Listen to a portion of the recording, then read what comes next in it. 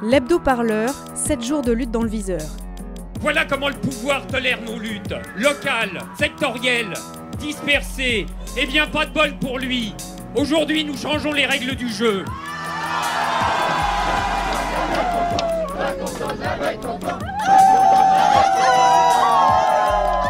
J'aimerais bien qu'on commence à me considérer en tant que tel. Radio Parleur, le son de toutes les luttes.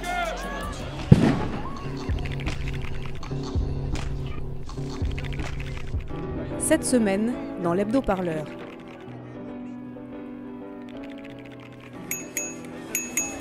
Bonjour, comment tu t'appelles? Saurez-vous deviner qui sont ces gens et ce qui se passe? Deux possibilités, des livreurs à vélo excédés par les pratiques de Deliveroo, ou bien des travailleurs indépendants méprisés par la plateforme qui les emploie sans l'assumer, ou les deux. On est juste venu se révolter par rapport à la baisse progressive de la rémunération que nous propose Deliveroo. J'étais à 5,75 avant, là ils nous proposent un minimum de 4,80 € avec une variable inconnue qu'on ne connaît pas. Et donc en gros je suis en moyenne à 4,80 €, 5,20 € la course, avec des distances qui ont beaucoup augmenté aussi. Tu vas perdre combien avec la baisse de cette rémunération? Là de ce que je vois pour le moment, de ce que j'ai remarqué, je suis à peu près à au moins 400-500 € en moins. Par mois. Se rendre visible aux yeux de leurs patrons, qui ne sont pas vraiment leurs patrons, puisque les plateformes de livraison ne voudraient surtout pas avoir à leur payer un salaire en bonne et due forme. Se rendre visible, disais-je, c'est le minimum syndical pour négocier quoi que ce soit. Pour aller jusqu'au siège de l'entreprise Deliveroo, il y a à la fois des vélos et des scooters. Où est-ce qu'on est? Alors là, on est devant les locaux de Deliveroo, devant les bureaux plus précisément. Où ça? Rue des Petites Écuries, au 19, au garage central. On touche personne, on casse rien les mecs. Attention, action! Oui, bonjour. Allô? Y'a quelqu'un?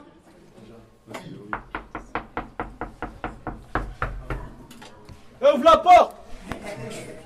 On est des partenaires commerciaux, on veut juste négocier comme tous les partenaires commerciaux.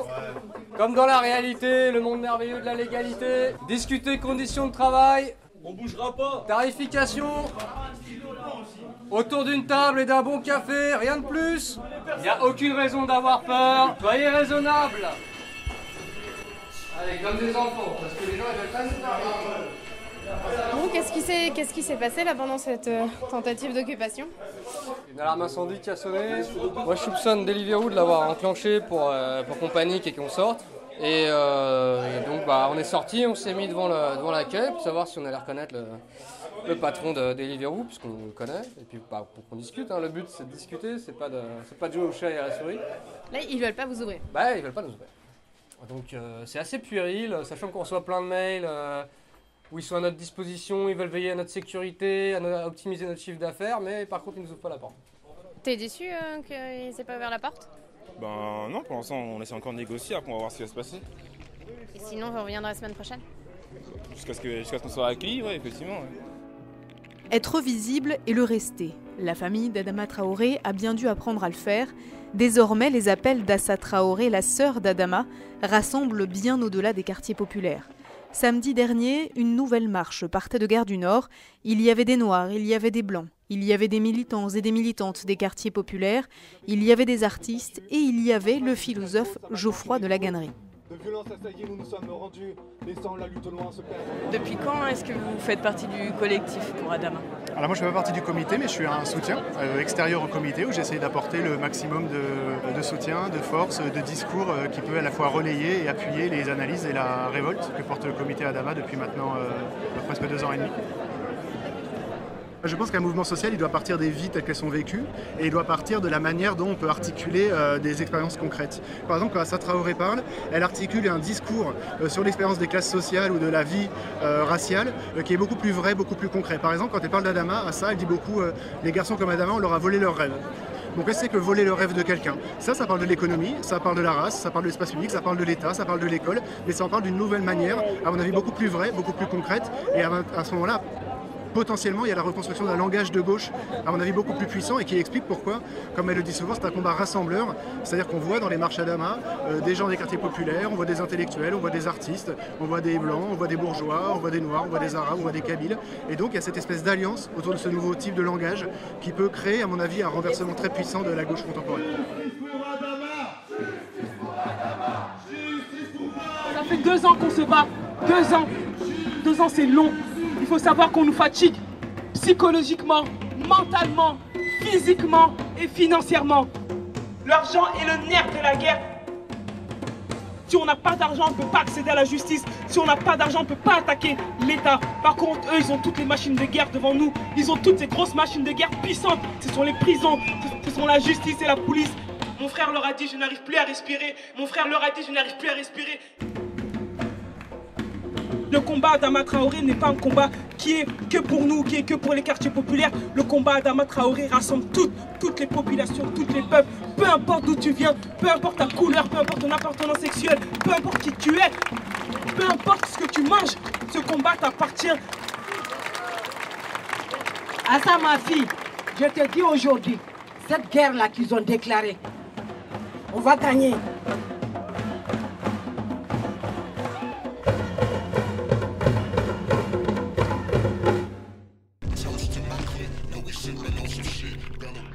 Couchés au sol comme des corps morts pour braquer le projecteur sur son ennemi, la Sofect.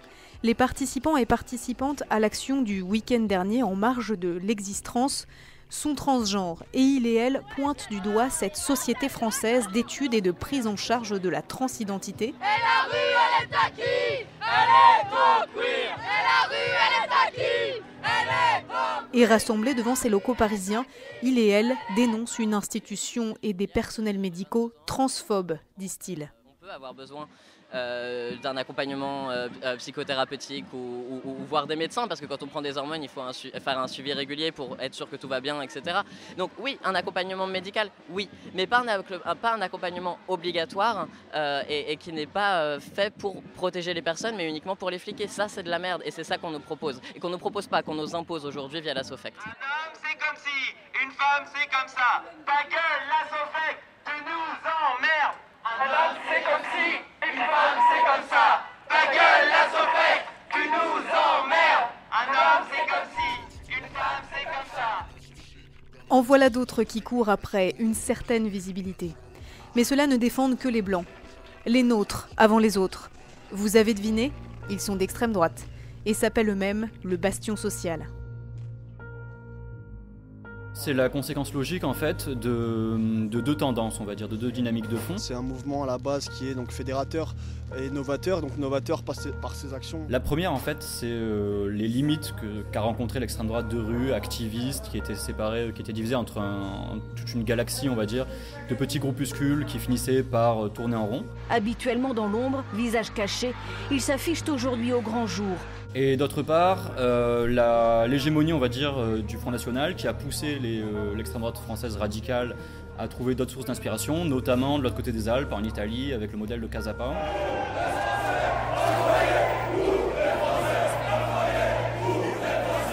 Et on fait, ouais, on est fiers d'être facho, qu'est-ce que tu vas faire? Qu'est-ce que tu vas faire? Casapa ha avuto la geniale idea di cominciare a farlo al posto nostro. Le social, c'est d'unir les gens autour d'une cause commune. Et le jour où ça va leur tomber dessus, d'un coup, tout le monde va changer d'avis sur les antifas. Ils se diront, ah, bah, ils seront bien contents d'avoir des antifas pour leur protéger le cul. Là, on est dans la rue où il y a tous ces mecs qui nous ont attaqués. Comme on était la dernière fois, ouais, c'est ici. La dernière fois, quoi. Quand je me fous de la gueule des fachos qui m'agressent parce qu'ils pensent que je suis l'antifa alors que je le suis pas, malgré tout, des fois j'ai envie de leur dire, vous savez quoi les gars, aujourd'hui je suis devenu antifa grâce à vous. Donc vous avez un ennemi en plus, mais c'est grâce à vous. Je suis devenu antifa à cause de vous les gars. J'ai plus le choix, j'en ai marre de me faire agresser par eux, j'en ai marre de baisser la tête. Et voir des mecs dire génération anti-racaille, alors que ce sont des racailles, ce sont des gens qui sont en bande, qui agressent des gens faibles. C'est un reportage sur les dangers du kebab.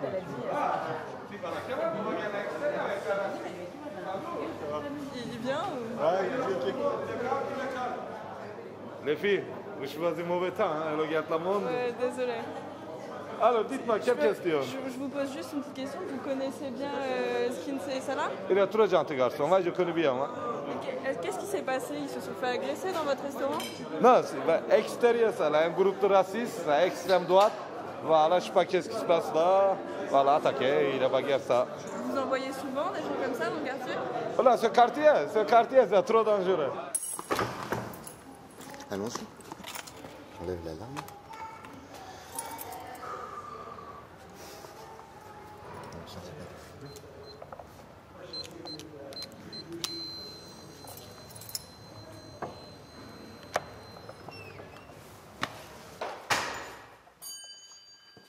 Je suis leur bête noire. Hein.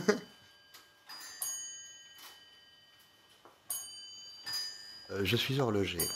Mon métier, c'est de conserver des objets très anciens tout en respectant leur histoire. Moi, je ne fais que mon métier et les identitaires m'en veulent de faire mon métier, c'est-à-dire de dire que les objets, l'histoire, le patrimoine est toujours facteur de métissage. Toujours. Ils s'imaginent que l'histoire est un roman national, mais l'histoire n'est pas un roman national. L'histoire, c'est un partage scientifique. Dans l'histoire, il y a de multiples histoires, parce qu'on est traversé de communautés, d'influences différentes qui font que notre histoire, un jour, se forme au contact des autres histoires. C'est comme nous.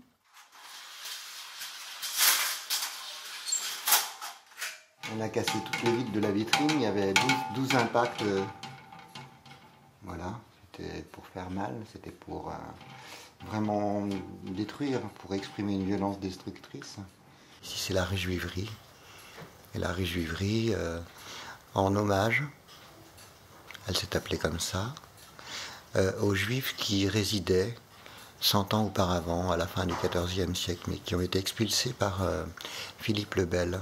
Quand les identitaires sont arrivés en 2012, la première chose qu'ils ont faite, c'était de profaner les plaques de la rue Juiverie, en mettant des slogans antisémites dessus, comme si c'était des tombes.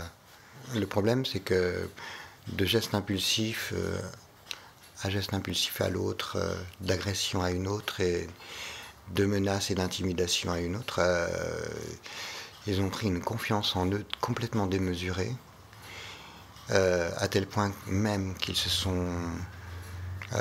ils ont considéré que c'était une victoire de s'installer dans un quartier historique.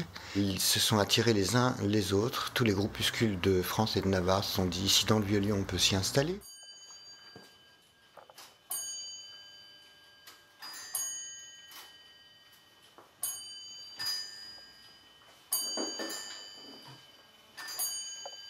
Voyez, regardez, le jour où ils ont inauguré le bastion social,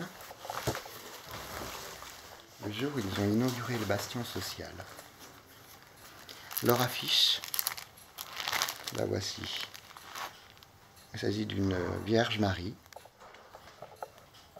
une représentation à la fois cultuelle et culturelle, avec une Kalachnikov dans les mains.